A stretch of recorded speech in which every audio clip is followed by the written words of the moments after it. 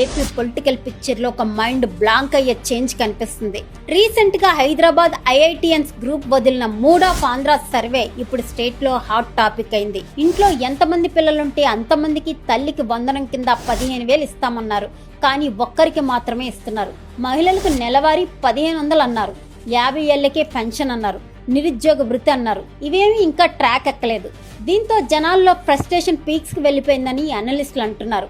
ఇక హామీలు పక్కన పెడితే ఏపీలో లా అండ్ ఆర్డర్ సిచ్యువేషన్ చూస్తే మేజర్ రెడ్ ఫ్లాగ్స్ కనిపిస్తున్నాయి.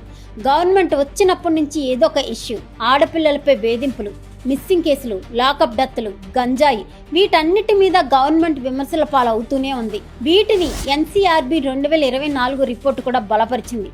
ఫేక్ న్యూస్ స్ప్రెడ్ చేయడంలో మన ఏపీ ఇండియాలోనే టాప్ లో ఉందని నేషనల్ క్రైమ్ రికార్డ్స్ వెల్లడించింది. ఇక సైబర్ క్రైమ్స్ ఏకంగా 8% పెరిగాయి. ఇక హ్యూమన్ ట్రాఫికింగ్ లో థర్డ్ ప్లేస్.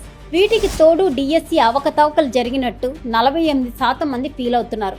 రైతుల ఇష్యూస్, సిట్టింగ్ ఎమ్మెల్యేల అవినీతి, ఇవన్నీ కలిపి గవర్నమెంట్ కి భారీ డ్యామేజ్ చేస్తున్నాయి.